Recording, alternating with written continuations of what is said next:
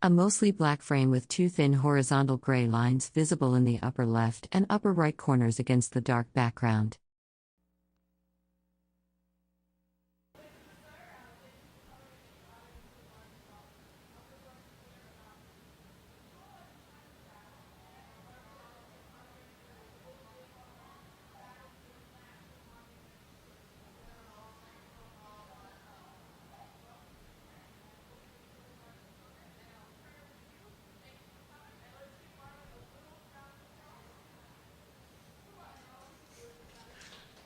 All right, thank you. First of all, I'd like to say good morning. How are you all doing this morning? Fine. Okay, great. That's great. As I was introduced, again, my name is Marvin Dawes. I'm with the Little Bighorn Battlefield National Monument, and I'm with the Interp Division, the lead park ranger. The Battle of Little Bighorn, is one of the most talked about battles. It's one of the most famous battles. This battle was a mystery, controversial. Why? Well, because from what today that's called the Reno Creek to the Last Stand Hill, there was no survivors there to tell what happened. All 225 soldiers annihilated there. But it's Indian accounts, and then also archaeology in the field of archaeology. Archaeologists that were out here, their findings of artifacts, spent cartridge cases. And we put those two together, and this is what we assume of what happened on that day. Throughout the summer, we have programs, three topics, and those are repeated, throughout the day. One topic is the battle talk, which talk about events that led to the Battle of Little Bighorn in 1876. The Battle of Little Bighorn itself, then aftermath of the Battle of Little Bighorn. The other program we have is a U.S. cavalry soldier in 1876. Talks about the soldiers in 1876, those that were at the battle at the time of the battle. We talk about their way of life, like Hollywood version. You see big, tall, handsome soldiers, like John Wayne and Charleston Heston, big, fancy blue uniforms, yellow stripes, yellow bandana, and black hats. Life wasn't like that with the soldiers back then. Well, the 7th Cavalry, by the time they reached... A person in a tan uniform with a badge speaks at a wooden podium bearing a seal. An American flag stands to the right. A photograph or display is visible in the background to the left. This area, they were pretty well tattered. And by the way, back then when you wanted to join the cavalry, as we see again in the movies, John Wayne, back then these two guys wouldn't have made it as cavalry soldiers because there was a height limit back then. When you wanted to join the cavalry, you couldn't be no more than 5'8". The average height of a soldier in 1876, the Battle of Little Bighorn, was 5'6". So if you were over 5'8", you would have made it as a soldier. They'll send you to the infantry. So these two gentlemen would have made it as cavalry. The reason why is because that, on these campaigns, the military, the army back then, the cavalry soldier, the horse, there was a weight limit on that horse with the equipment that they had to carry, plus the height, the weight of the soldier. That's why the soldiers were, not that tall.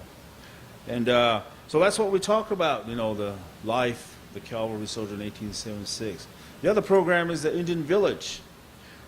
This program started out with the cultural, the ways of the Indians, the tribes at the time, or in the area at the time of the Battle of the Bighorns, particularly the Plains Indians, their way of life.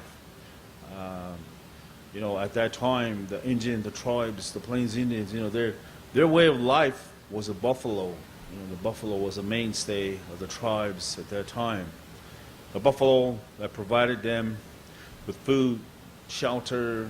Every part of that buffalo was used for something. And one of the things that I talked about in this Indian village is, the tribes that were here at the time of the battle in 1876. A lot of visitors come out, and the thing that they have on their mind is this Hollywood version of the Battle of Little Bighorn. Custer on top of the hill, saber in one hand and pistol in one hand, and thousands of mounted warriors circling around him. It wasn't like that. Indian accounts, Cheyenne, Two Moons, said we dismounted and we did our fighting on foot. Once the soldiers or the remaining soldiers reached the top, the bullets that were coming from the soldiers' rifles were very deadly. It was like humming bees as it whizzed by. It's a pretty powerful weapon. That every coulee and every ravine that led up to that hill was full of warriors. We crawled, we creeped up towards the top. Every once in a while, pop up behind a brush, fire up to the top. A person in a tan uniform with glasses speaks at a wooden podium bearing a seal. An American flag stands to the right. A landscape image is visible in the background. Go down. So that's how the battle of the Bighorn. There's so much misconception about this battle. And as I mentioned, the tribes. Another thing that visitors come out and they see the tribes at that time, various tribes. One of the largest gatherings of the plains. In movies in Hollywood, you'll see the eve of the battle where these Indians, dressed in their finest war paints, weapons, dancing around a bonfire, Hooper and Harlan, firing their rifles, boom, boom. Wasn't like that. This gathering is in 1875 ultimatum. It'll be sent out to all the tribes. They were told that all the tribes that were still roaming the plains, they were told that you must return to your agency or reservation. If not, after January 1st of 1876, we will pursue you.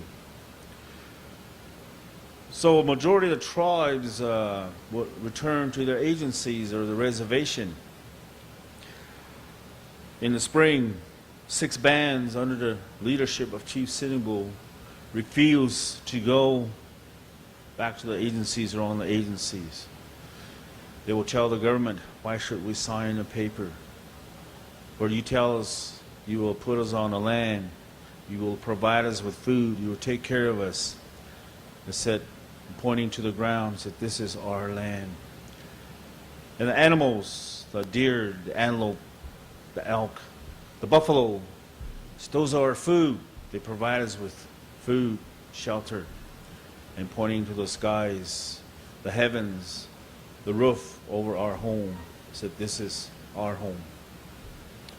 So with that, these bands, they'll head out to the plains, as they were called roamers. So in 1876, America was gearing up for the celebration of the centennial year, gearing up for the 4th of July centennial. Last thing, or at least problems that they wanted to take care of, was the Indian matters, Indian policy. So we got these tribes back on the agencies. So in 1876, this 3 military campaign will be launched. So those are tribes that were here, and it wasn't a gathering, a largest gathering. And as Chief Sitting Bull said, last thing on our mind was warfare. Even though we knew that we were being pursued by soldiers, but for the time being, we wanted to roam and hunt the plains freely like our ancestors. A person in a tan uniform shirt speaks at a wooden podium bearing a circular seal. An American flag stands to the right. A landscape photograph is visible on the wall behind them. So in 1876, this campaign was launched, pursuing the 6 bands of the Sioux, also their allies, the Northern Cheyennes, and a handful of Arapaho. In Sitting Bull, we veered off into the Little Bighorn. We knew this was Crow country. The old men and women and children grew tired. We veered off into the Little Bighorn, and this is where the soldiers caught up to us. Tribes that were here, questions about the tribes that were here. About a year ago, this gentleman had asked me a question after my program. He said, "You said you're a Crow," and I said, "Yes, sir. I'm Crow. I'm native of this area." And also the other scouts were Arikara, and I said, "Yes, sir." He said, "Why didn't the Crow and the Arikara join the Sioux and the Cheyenne and fight?" He said, "Aren't you all Indians?" And I said, "Yes, sir. Well, we're all Indians." He said, "Why didn't they join and fight?" Traditional enemies. As far back as history from Revolutionary War, War of 1812, when France, England were here, they had tribes on their sides as allies, but those tribes were traditional enemies, intertribal warfare. So at that time, the Crow and Sioux were traditional enemies, Crow, Arapaho traditional enemies, and Crow and Cheyenne traditional enemies. Later, the Crow Shoshone traditional enemies, Crow Blackfeet traditional enemies. We had a lot of enemies back then. This leads to my program, the topic of the Crow at that time here in this area, in the plains. The Crow, even though we were also a migratory tribe, which we migrated or branched off the Hidatsa from Missouri, crossed the Missouri onto the Yellowstone. As far as I remember, through our ancestral, stories that were told to us by our ancestors, and as far back as I remember, the Crow Aboriginal territory at that time, as far back as the late 1600s, was present-day Milk River area from Montana, North Dakota area, cutting back across towards present-day Glacier Park, King Mountain area.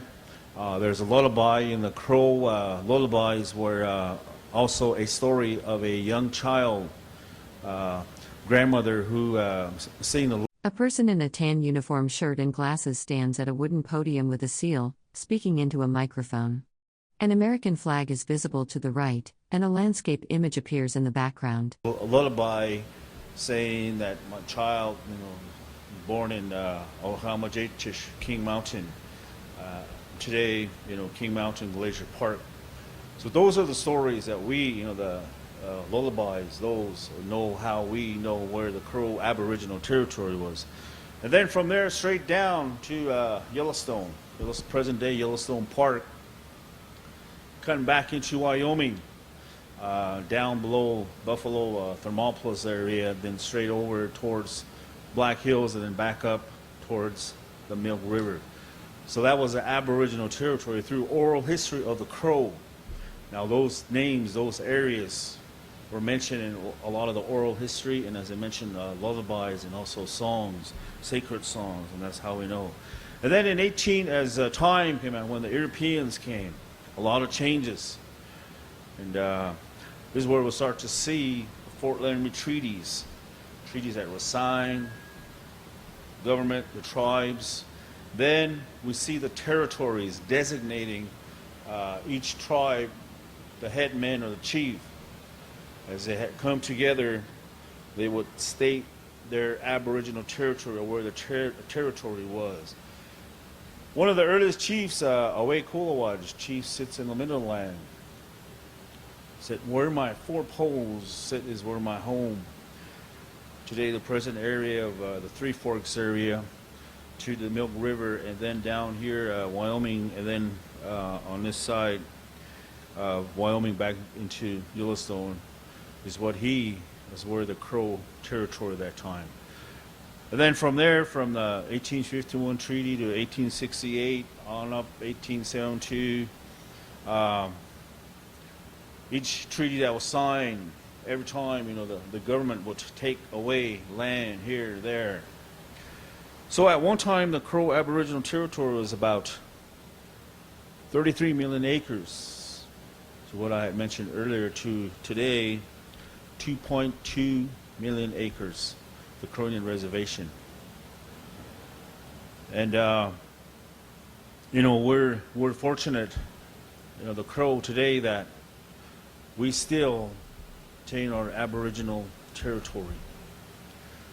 We're fortunate that, a lot of people think that just because the Crow scouted for the government for Lieutenant Colonel George Armstrong Custer, that is why we're given this land. No, that was not the case. As I mentioned, Aboriginal territory. Again, a couple years ago, one of my programs, this guy who was European. A person in a tan uniform shirt and glasses stands at a wooden podium with a seal, speaking into a microphone. An American flag is visible to the right, with a mountainous landscape image behind them. Walked up to me and, he was pretty ticked off. He said, "You mentioned you're Crow," and I said, "Yes, sir, I'm Crow." As well, he said, "I believe the Sioux and the Cheyenne should be the ones living here. He said, they're the ones that were here. They fought for this land. They should be put here on this land. This should be their land, not you, not the Crow." And I want to know, why are you Crows here? Is it because you scouted for Custer? And I kind of looked back, and then people were starting to gather around me and pointing a finger at me, and I said, "Okay, wait a minute." I said, "Let me tell you how we got this land." I said, in the Fort Laramie Treaty, all the tribes of the plains were gathered. Each headsman, chief, was told to come forward. So the government, going down the line, issuing land to the tribes. First, they would tell the Shoshones, you live down here in Wyoming, the Arapaho. The Sioux, you can live in South Dakota area, and Cheyenne's down here, Blackfeet and Assiniboines up here, top Montana, going down. Nez Perce is over here in western Montana, and going around, and finally it came to the Crow. I said, "But this land here," "this land here is very handsome, it's very beautiful, and we're going to give it to one of the most handsomest tribes, the Plains, and that's a Crow." The guy kind of laughed, went back. In the late 1700s, about 1800s, one of the first explorers that came to the Plains, and their first contact with the tribes were the Crow. And in their journals, they wrote, the most handsomest tribes that we came upon were the men of the Crow tribe, or the Crow people. And I kind of threw that on him. So again, the Crow, here at the time of the battle, the Crow Aboriginal territory. In 1876, the Army would start to use tribes as scouts. Also for the tribes, at that time when, with the Fort Laramie treaties, designate or put on the agencies, some of them could no longer hunt, or some of them weren't allowed to carry firearms anymore. A lot of things had changed. The impact of the Europeans with the Fort Laramie treaties. So in order to maintain their warriorship, in 1868, in one of the treaties, the treaty prohibited to take arms against their enemies. A person in a tan uniform shirt and glasses stands at a wooden podium with a circular seal. An American flag is visible to the right. They are speaking into a microphone.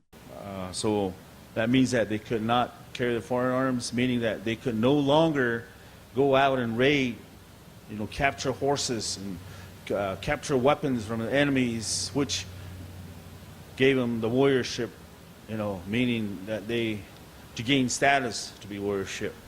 And they couldn't do that. So in order for them to maintain that warriorship, that status, this is when the Army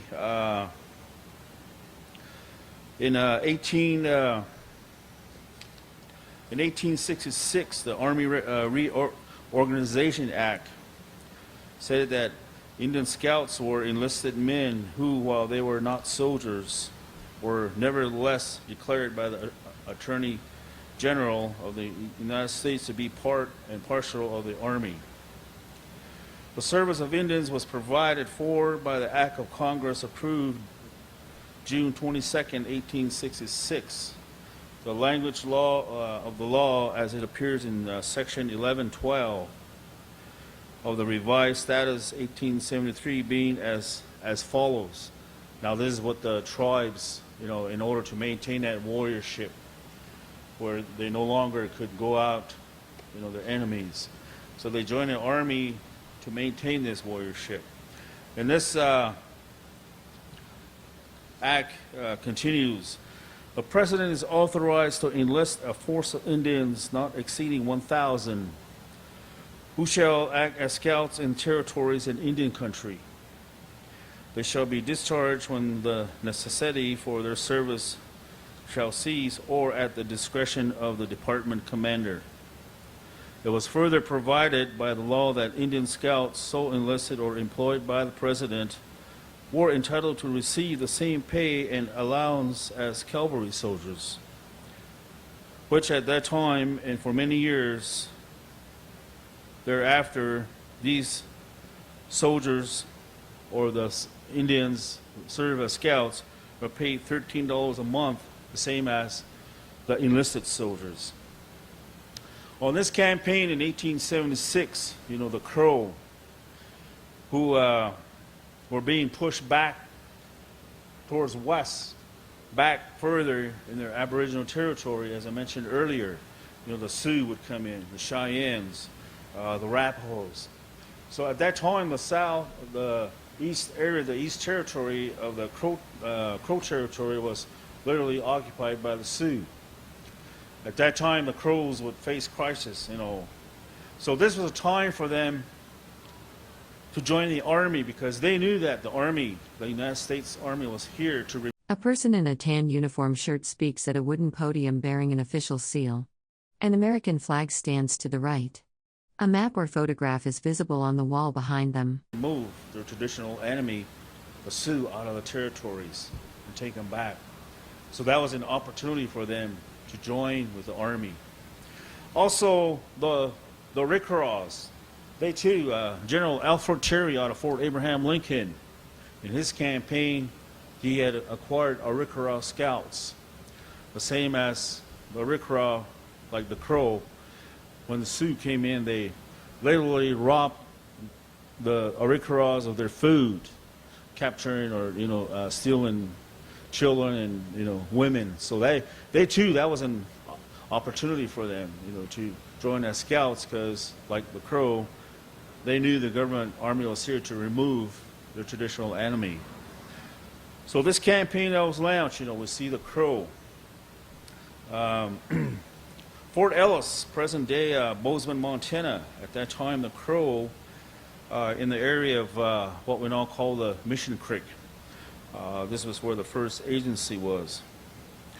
And from there, the detachment of scouts under Lieutenant James Bradley will be the detachments of Indian scouts, totaling about 50 in numbers. As they headed down the Yellowstone, later the majority of them will head with or ride down towards the mountains to join up with General Crook 1 week before the Battle of Rosebud, or the Battle of Little Bighorn, the Battle of Rosebud. This 6-hour battle that was fought there, present day outside Sheridan, Wyoming, the Crows did fought in that battle. Here, the detachment of, or the commanding officer, General Terry, Colonel John Gibbon and General Terry will meet present-day Rosebud, Montana, and this is where they'll send Custer down the Rosebud with 12 companies of the 7th Cavalry, and in that command we'll see 6 Crow Scouts. And these Crow Scouts are Curly, White Man Runs Him, White Swan, Hairy Moccasin, Half Yellowface. These will be the scouts detached to the 7th Cavalry. Now as they march down the Rosebud. Early morning, they arrived behind what we now call the Wolf Mountains about 4 or 5 a.m. Now, these scouts will serve as these are the eyes and the ears of the command. And the Crow, they knew this area. Traveling at night, they knew what area they knew. A person in a tan uniform shirt speaks at a wooden podium bearing an official seal. An American flag stands to the right. A map is visible on the wall behind them. What was out there. In the records of this campaign, the events later in the record of events said that these scouts performed duty in the field of Colonel Gibbons' wing of the Yellowstone expedition until June 21st. When Lieutenant Colonel Custer's command arriving opposite camp near the mouth of the Rosebud, 6 of the scouts were detached to accompany to his command. They participated in the attack upon the Sioux village in the valley of the Little Bighorn on June 25th, 5 being with Major Reno and 1 with Custer. When 1 was wounded, 4 had headed out from the field. The 1 remained with Major Reno. These 4 scouts or 5 scouts would be attached to Major Marcus Reno, and except for 1 Crow scout, Curly, who at the time of the battle, by the way, Curly, the time of the battle was 17 years old. He was the youngest of the Crow scouts. The other 5 would remain with Reno's command. Curly would ask Custer's command if he stay with his command, and permission granted. And there, they'll head up towards what we now call Weird Point today, the highest point that you see up there. From there into the Medicine Tail Coulee. And from there is where Curly said later on the anniversary, who was out here, said, "This is where I last saw Custer." And Curly was considered as one of the survivors, or the only survivor, the Battle of Little Bighorn. Curly was told that this is not your fight, you must leave, who was told by the chief scout, Mitch Boyer. I mentioned earlier, or I read earlier that where it says they participated in the attack upon the Sioux village. Actually, they didn't participate. They were released once the village was located. 2 of them will be heading out towards the other side of the bluff where there was a large horse herd. The other 4 would remain up on top of the bluff. So these scouts from, we talk a little bit about the history of the Crow to this point, to these four Crow scouts who served in the military with the Army status, being recognized as soldiers, being paid the same pay as a soldier, which was 13. A person in a tan uniform shirt and glasses stands at a wooden podium with a seal, speaking into a microphone. An American flag is visible to the right, with a landscape photograph in the background. $40 a month. And when they were on this campaign, they got an extra 40 cents per day. Average day of the campaign that time was from 225 or about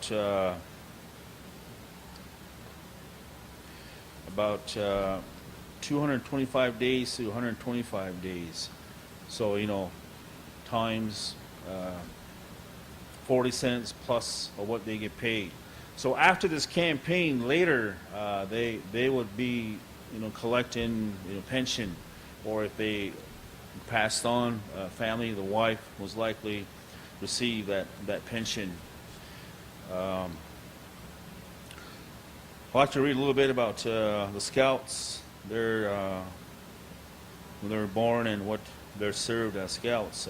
First of all, Curly, who his rank was private Indian Scout.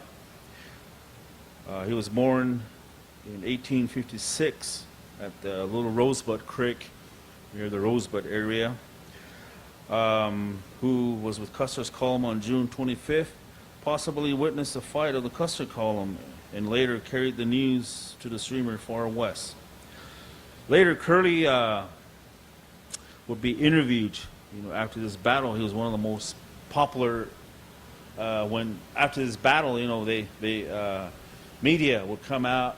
They wanted to interview somebody about this battle, and of course, the last scout that was with Custer, Curley. So he had a lot of, he had a lot of attention back then. He was like a celebrity, and it was stated that later some of the Crow Scouts got a little jealous because he got so much attention, and these interviews later consisted of Lieutenant James Rowe, with Thomas LaForge, the interpreter, interviewing Curley on the battle. Curley passed away in May the 21st, 1923, and he's buried at the Little Bighorn Battlefield National Monument. The scout White Man runs him, who ranked private, who was with also Custer's command. Earlier accompanied Sir George Gore on the Western hunting trip in 1856 with the Custer column. Then on June 25th, he was here at the Battle of Little Bighorn. White Man runs him was also later interviewed by Colonel Tom McCoy in the Graham's book, Custer's Myth. A person in a tan uniform shirt stands at a wooden podium with a seal emblem, speaking into a microphone. An American flag is visible to the right, and a map or photograph hangs on the wall behind them. White Man runs him, passed away on June 2nd of 1929, is buried at Lodgegrass, and Harry Moccasin, private, born unknown, served in the Army detachment of Indian Scouts who participated or was in the area at the time of the battle, and passed away on October 9, 1922, buried at St. Anne's Cemetery in Lodgegrass. And goes ahead, ranked private Indian Scout with Custer's column, who was on top of the hill. He is also, when he passed away on May 31st, 1919, he's buried at the Custer Battlefield National Cemetery. And the last, well, at least, scout who was also in charge of the scouts, by the way, under Mitch Boyer, was Half Yellowface. Now, there's a little story about Half Yellowface, who was not recognized even to today, where a lot of people think that he should receive or be recognized. Half Yellowface, his rank was private, was in a valley and on the hilltop with Major Marcus Reno. He was in the infantry with Lieutenant James Bradley. When Reno reached a hilltop, they set up the second day water carrier volunteers to go down the river, bring up water for the wounded. In this little deal where the soldiers went down under the protection of sharpshooters on the side, filled up canteens and brought up to the top. Once they reached the top, one of the soldiers, a young soldier by the name of Madden, was shot in the hip. Madden rose down the hill. By that time, everybody was back up on top. Nobody didn't want to go down there and save Madden. Half Yellowface up on top, he'll drop everything without cover, sharpshooters, and he'll run down the bottom there, and he'll pick up Half Yellowface, throw him on his shoulder, and he'll walk up to the top. Half Yellowface saves Madden. Later, the Army DC, the Army decorating these water carriers, and A person in a tan uniform shirt speaks at a wooden podium bearing a seal. An American flag stands to the right. A landscape image is visible on a screen behind them. The volunteers and the sharpshooters, Congressional Medal of Honors, all those soldiers were mentioned, but nothing was mentioned of half Yellowface. A lot of people feel today that half Yellowface should be recognized for his heroic bravery at that time. The Battle of Little Bighorn, those mentioned. Well, that just a little bit about the Crow, the Aboriginal territory of the Crow, and how the Crows came to be here. Today, as I mentioned, 2.2 million acres, and all the lands that were taken away, section here, there. We're fortunate that that we're still here in our territory. Even though lands are taken here and there, we see the Bighorn Mountains, the Bighorn Lake. They are in the Crow Indian Reservation. There's a little story about the Crow Indian Reservation, the Bighorn Mountains and the Bighorn River, named after the Bighorn sheep. And we're fortunate that those are still in the Crow Reservation. And I'd like to thank all of you here, visitors. I hope shed some light on the story about the battle and also the Crow. At this time, we have a few minutes. If you have any questions, go ahead and answer some questions here.